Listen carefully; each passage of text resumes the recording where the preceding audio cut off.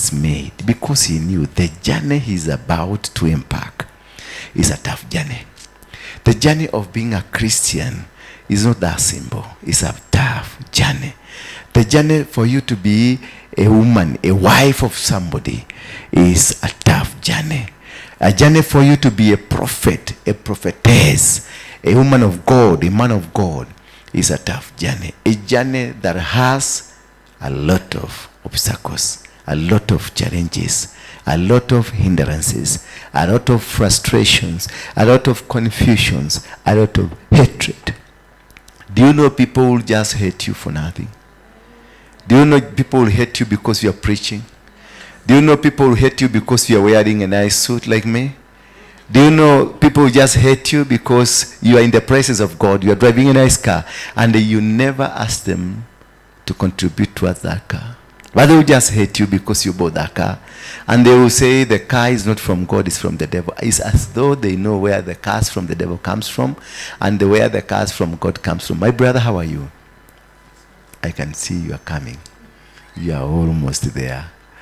You're still on the journey. Get out of that place. Just sit where I can be able to see you. Yeah. The challenges come. Let's look at the book of Exodus, chapter number 33, verse number 14. It says, "And my presence will go with you, and I will give you rest." And he said, "My presence shall go with thee, and I will give" what? I will give. It's only that not only the presence of God going with you, but also receiving rest. That which causes you sleepless nights, that which causes you not to have peace, will be removed. And he will be walking with you, but without challenges that causes you not to be what you are supposed to be. That yes, you'll have challenges. You don't have a job, you don't have money, but manna will be with you. That all the time you'll be in the desert, your clothes will not be torn. That all the days you'll be in the desert, you shall never lack shelter. That my presence will be with you. Alongside the presence, I will give you rest. You will not be like Habakkuk. You will not be complaining that, "Oh, God, where are you?" At most time, we ask God, "Where are you? I have worshipped you. I have done everything. I have moved to every direction you've guided me. But God, where are you?" The Bible tells, and he said, "My presence," that I will be there present. I'll be present with you. I will be in your troubles. I'll be in your love life. I'll be in your happinesses. I'll be in your distress. I'll be there. I will not abandon you, nor will I forsake you. I will walk with you wherever time, may it be night, may it be dark, may it be daytime, I will still be walking with you. Whether you are in the valley of the shadow of death, still I will be called God. Whether you have been abandoned, you've been set aside, you have been rejected, still I will be with you. It doesn't matter what situation you will be in. It doesn't matter where and how you will be and what is happening around you. What is very important with God is that my presence, tell your neighbor, my presence will be with you. Not only, you can have the presence of God, but not without rest. But he says, I will give you rest. What is rest? Dictionary, people. What is rest? Peace. He will give you peace in that marriage. He will give you peace in that business. He will give you peace in that ministry. He will give you peace in that job you are doing. He will give you peace wherever you are. Peace will accompany his presence. Therefore, he creates blesses. He creates and blesses the way ahead of you. God, if God gives you, when he gave me the ministry, he created the way and blessed the way. He created the way and he blessed this way. Therefore, that is why whatever I am doing, I remember one day when we were at the City Stadium, we sat down with a few people and wrote our what? Strategic plan. I have never read that strategic plan again. We sat down, I gave the ideas to somebody to go and write it. I have never read it. But as I was looking at that time with Akina Alice Hapa Nakaro, we discovered everything we wrote in that strategic plan, we are in it. We are in it. Though, if you ask Carol, she has never read it. If you ask Alice, she doesn't know what it is inside. Even myself, I don't know what is in that strategic plan. But when I looked at the topics on that strategic plan, we are in it. Everything that we have here, it was written then. We even said we should have a class, a school, the CBC. Is it CBC? CBC in that strategic plan. It is there. And then nobody had even spoken about it in the government that we shall have a CBC. But we wrote it that there will be a CBC. We spoke about the circle. We spoke about the youth. We spoke about the elders. We spoke about everything is written there. We never went back as a team to discuss the strategic plan. But just God let us write it, and we did a document, and then that document, even I don't know where it is, it's just somewhere here. But everything as part of the 6-year strategic plan, it is in place. We have won the battle. We have made it. We have success. Why? Because when God was giving me the ministry was vague, was empty. Nothing was there. But he told me, my presence will be with you, and I will give you rest. And I'm happy because he has given it, and he creates and blesses the way ahead of you. Before you begin anything, your way is already blessed. If God has said he's gonna do it, he will do it. Just wait for that precious moment. Wait for that important moment, that good and powerful moment that God has created. God has prepared everything. He has prepared.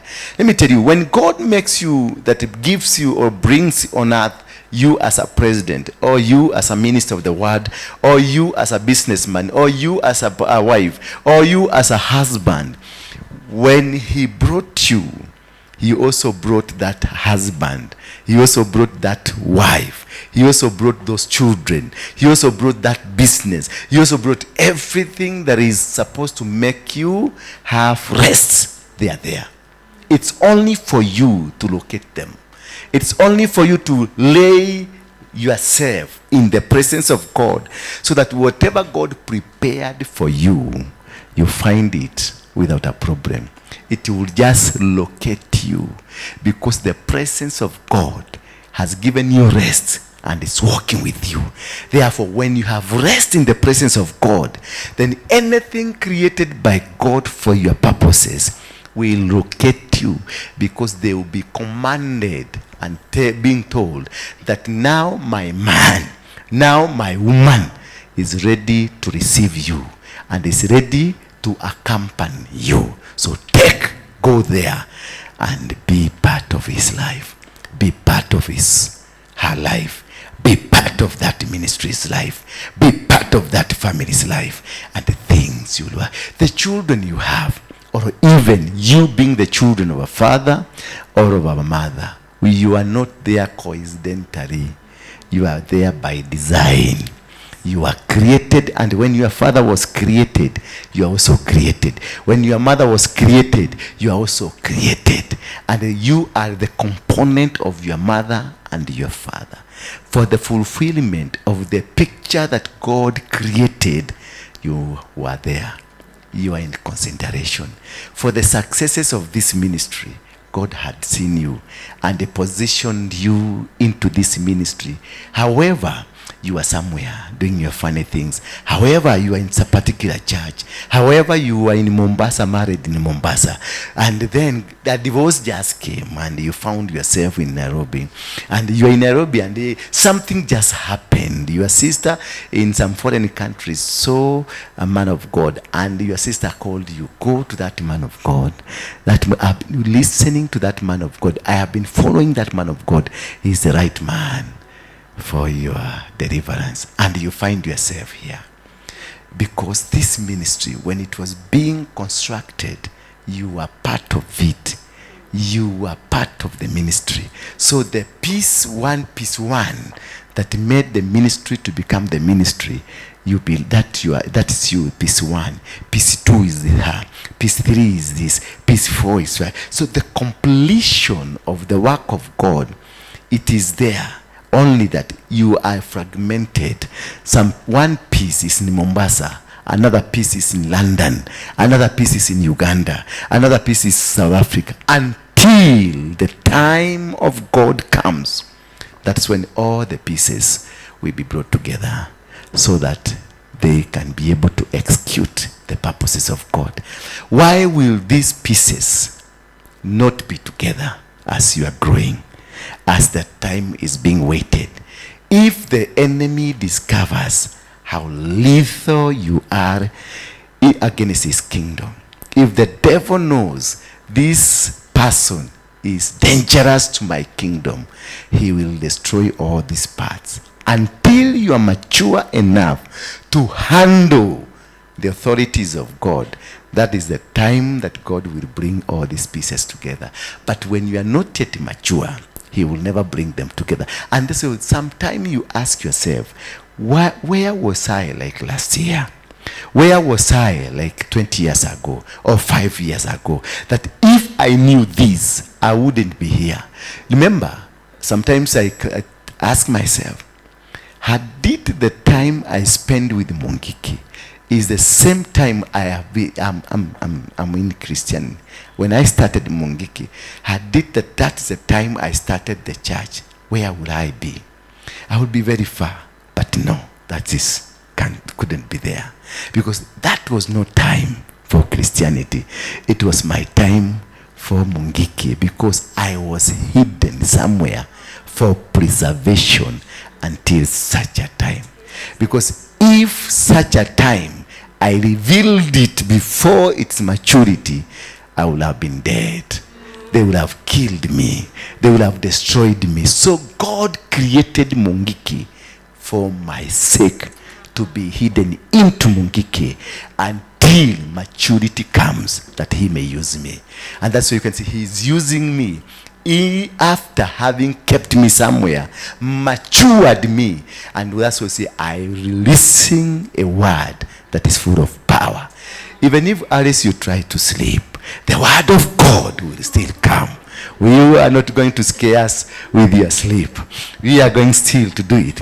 God assures. He's so powerful that he gives you an assurance. In anything that you do, do not be afraid nor be dismayed. For I am going to be with you. He gives you assurance. In whatever that is happening around your life, it is not meant to kill you. It is meant to sustain you, meant to protect you, meant to cover you. And he has assured you that you are going to be successful. He has assured you that you will become special. You are special to God. You are so powerful, and you are so important to God. So do not even one day look at yourself and look like you don't understand. God has purpose to walk with you. In every situation, God has purpose. He said, my presence will be with you. So he has purposed. Therefore, you also purpose to walk with God. And do not move forward, move backward. Move forward, move backward. Because that will lead to your destruction. If you try today, you are a happy woman. Tomorrow, you are not a happy woman. Today, you are a gracious man. Tomorrow, you are not a gracious man. That will destroy you. Back and forth is not from God. It's demonic. Bwana Yesu asifiwe sana. Then, therefore, embrace, because of this presence of God, therefore we embrace grace over bitterness. We embrace, because God is with you. God is fighting your battles. God is controlling your space. God is walking with you. So therefore, remove that bitterness, because somebody somewhere offended you. And embrace what? The grace of God. Remove what? The bitterness. Because all of us, we have our own stories. All of us, we have our own past stories. Things that have hurt you. Things that have complicated in you. Things that have caused problems and challenges in your life. They are all meant to destroy you. Bitterness is a demonic agenda over your life. Being bitter, being always, you are not happy, or something small irritates you, it means you are not yet fully delivered, because bitterness does not come from God. It comes from the devil. If you become bitter, it means you are not yet mature. You are still growing. And in any case, you have not been fully released from the world of the devil. You are still being held on their side. Because that is why the devil will want to snatch you down, to put you down, to bog you down. Because tomorrow God wants to bless you. Tomorrow God wants to anoint you. Tomorrow God wants to give you another position. And they know well, a bitter person is never given a position or given a reward in heaven. If you are that kind of a bitterness is in you, rewards, heavenly rewards are not part of you. And look here, bitterness will only come to you when tomorrow you are supposed to be given something. So that an accuser will go to God and they tell God, look at your daughter, look at your son, look at what he is doing. And then God will check and see, indeed, this person is not mature. Let me take back them to class for maturity levels. That is, so many people repeat classes, not because they are not qualified, but because one factor, bitterness, has caused them to go backwards. Fight this thing. It is not good. It is not for you. It was not meant for you. It is an implant that it was planted into your heart by the devil, so that the devil can have a point or a ground to accuse you and to brand you a person who is not ready for the next level. Bwana Yesu asifiwe sana. So ukiona mtu anakuwa na bitterness, it's because they are not ready for the next level. In the book of Hebrews, chapter number 12, verse number 14 to 15. The book of Hebrews, chapter number 12, verse number 14 to 15. Follow peace with all men and holiness, without which no man shall see the Lord. Follow what? Peace. With what? So, that peace is avoid bitterness. Be at peace with everybody and be genuine. You can be at peace with everybody, but your heart is not with them. That is lack of holiness. So be sincere, be genuine, be a rightful man, be upright with your desires. Be upright with the work you are doing. Be upright with the ministry. Be upright with the man of God. Be upright with that woman of God. Be upright with your boss. Be upright with your manager, your parents, your sisters, your brothers. Wherever you are, be upright with them. Because you can never have peace with all men and lack holiness. Holiness is the clarity of the people you are walking with. Holiness is the clarity of the situation of your mind, of your heart, of your body, of your spirit, of your soul. The clarity that indeed I am a Christian and not by joking. I am a Christian because I believe in the Spirit of God. I believe in the holiness of God. I believe in tranquility. I believe in the sincerity.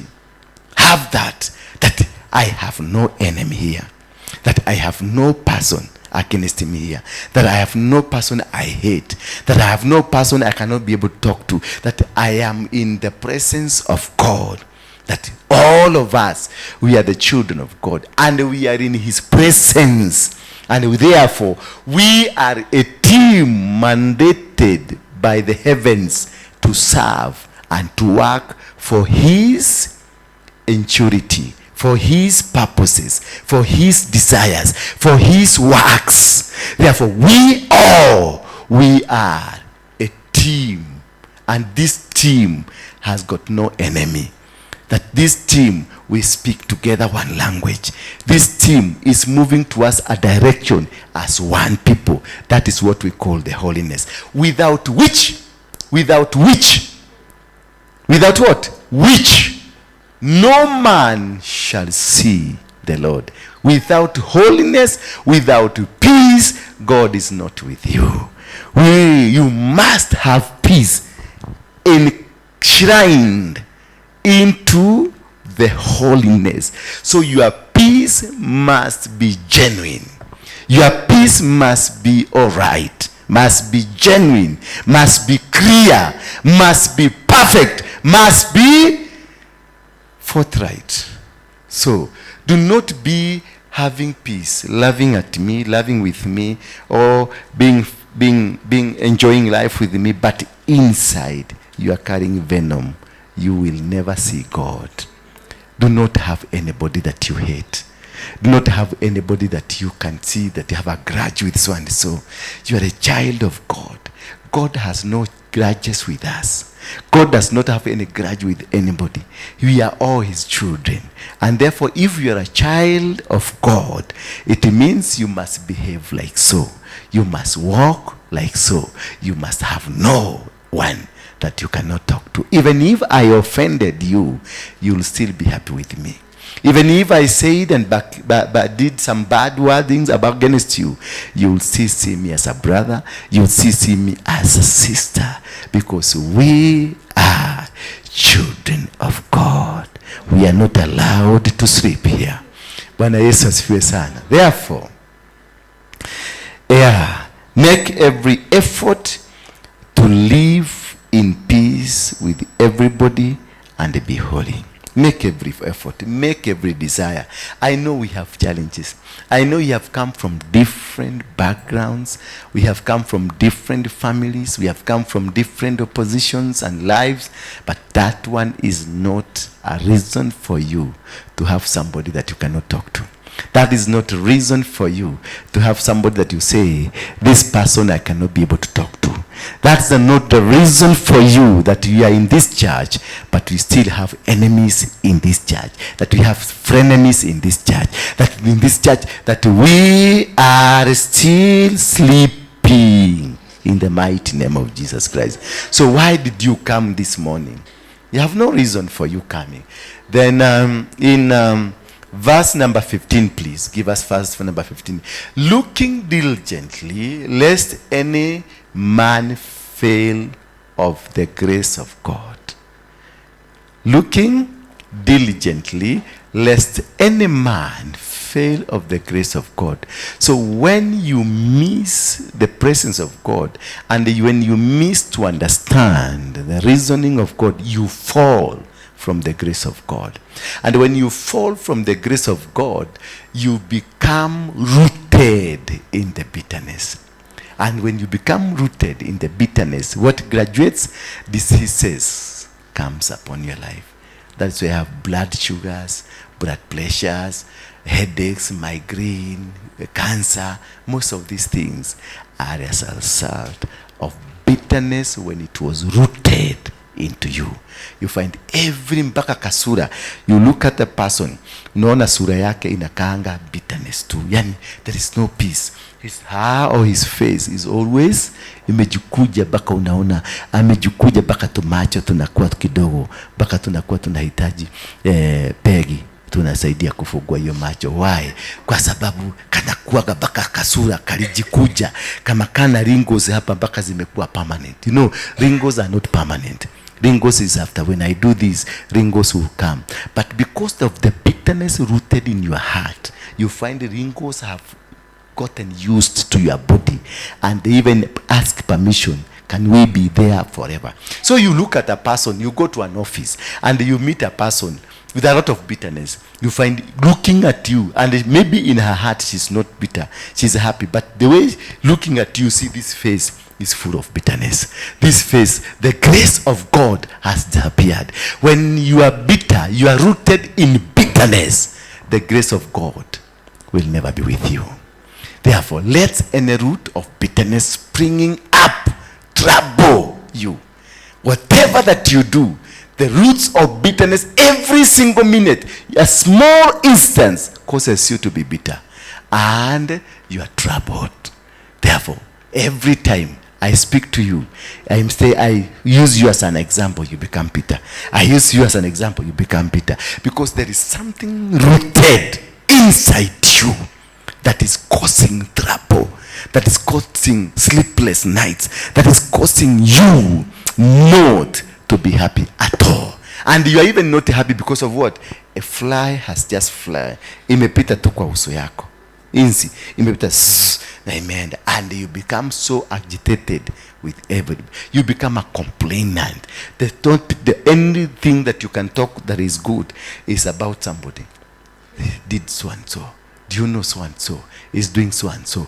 You don't become a preacher again. You become of the word. You become a preacher of people that Annie did this, and there are people here pretending. There are people here doing this. There are people here because you are rooted in the bitterness. Therefore, the word of God can never have a home to stay. When I say, son, look at yourself and ask, could I be that person? Just look at yourself. Ask yourself, could I be that person rooted in bitterness? Yes. Could I be that person rooted in the bitterness? You have no peace. You have no hope. Because anybody rooted in bitterness has got no hope in life. You don't have. Because you can never have a network. Because each network you try to build, it triggers some bitterness and you run away. Therefore, you will never be able to succeed. And therefore, once you let any root of bitterness springing up trouble you, and thereby many be defiled. When you are a bitter person, you defile people around you. Bitterness is an equal thing with sexual offenses. Bitterness is an equal thing with a witch. If you are a sad person that is bitter, you are also a witch. You are also a child molester. You are also a sexual molester. You are just as ugly as the sin you describe that is ugly. That is what you are. Inside your heart, you are rotten. Inside your heart, you are complicated. Inside your heart, you are defiled because of bitterness. Even when you are praying, those people who have got bitterness when they are praying, they pray bitterness prayers. And then those are the people who normally quote books of Psalms. Books of Psalms. That are more of witchcraft. Because any Bible can be used for witchcraft. Now you quote that Bible that speaks against somebody. And now you use this verse. Father, I pray in the book of Psalm comes, blah, blah, blah, blah, blah. It says, whoever will come against you, you also come against them. Now I destroy them. It's bitterness. There is no God in you. That is bitterness. Avoid it. Put it down and seek God. Because God say, do not avenge, for the vengeance is mine. It is not yours. If somebody has offended you, leave them alone. If somebody has accused you, leave them alone. Just do not even point a finger at them. Let God point his finger at them, because the God's finger is more perfect, it's more powerful, it's more accurate, it's more touching. When I say son, in verse let's move in the book of Ephesians, chapter number 3, verse 16 to 21. The book of Ephesians, chapter number 3, 16, verse 21.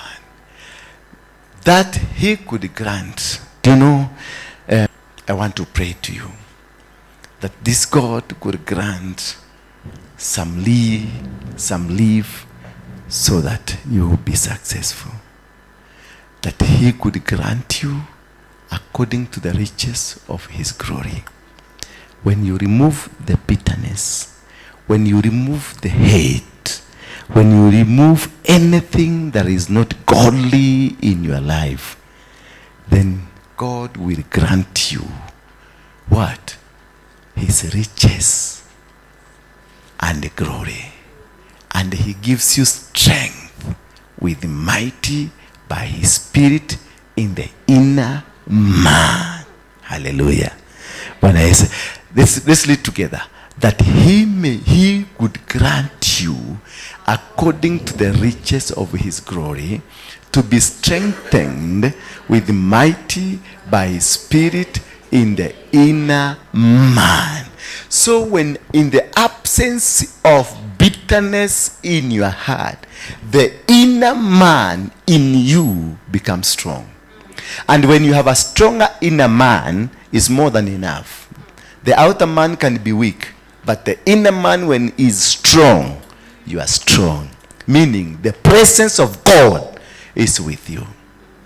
Next verse, please. Next verse, yeah. That Christ may dwell in your heart by faith, that ye being rooted and grounded in love. Hallelujah. Being rooted and grounded in what? In love. You become successful. You win every battle, because that strengthens the inner man, and you have an inner resolve and an inner win against any battle in your life. You will never lose a battle. You will never succumb to any pressures. You will never be defeated by anybody if inner man is successful. If inner man is strong. If inner man has been strengthened, no one will speak against you. No one will, any word spoken against you, it cannot work. And that is the reason now we lead you to the book of Ephesians. There's no weapon fashioned against you that can do what? Because we don't battle by flesh and blood. Therefore, inner man is the one that does your battles, not the outer man. So if the inner man is rooted in bitterness, is rooted in hate, is rooted in confusion, is rooted in all demonic manner, then you are not going to win, because battles are not won in the flesh, are won in the inner man. The inner man is the one that fights your battles. So if you weaken the inner man, that's why you resolve to become physical. Becoming physical, you become bitter. Becoming bitter, you become physical. Then once you become bitter, you defile your body, and then you defile the inner man. Then the inner man becomes weaker. That is why you are losing every battle of your life. Hallelujah. That is why you're losing what? every battle of your life. But when you strengthen the inner man, every battle will be won, because they will do the battles without even you knowing. The inner man has capability of knowing what they are planning against you. The inner man has the capability of knowing what route you should go, because they know, use this route, there is danger ahead. You go this direction, there is danger ahead. Inner man knows. But the outer man walks out of sheer imagination. But when the inner man comes in, so this inner man is only destroyed by bitterness. If you find bitterness in you, if you find that you are always at loggerhead with the people, your inner man is dead. They killed your inner man long time ago. You need to go and seek Ezekiel 16 and seek to revive the dry bones of your inner man and bring him back to life, so that you can be able to live in this world. Because when God told Moses, my presence will be with you, he literally told them, I will walk with your inner man. I will walk with your inner, because God only resides and walks and communicates with the inner man, not the outer man. Bwana Yesu asifiwe sana. Therefore, it's so gracious for me to see, then this is a prayer, and then that Christ may dwell in you. So I pray that that Christ may dwell in your hearts by faith, that ye being rooted and grounded in love. That's a prayer.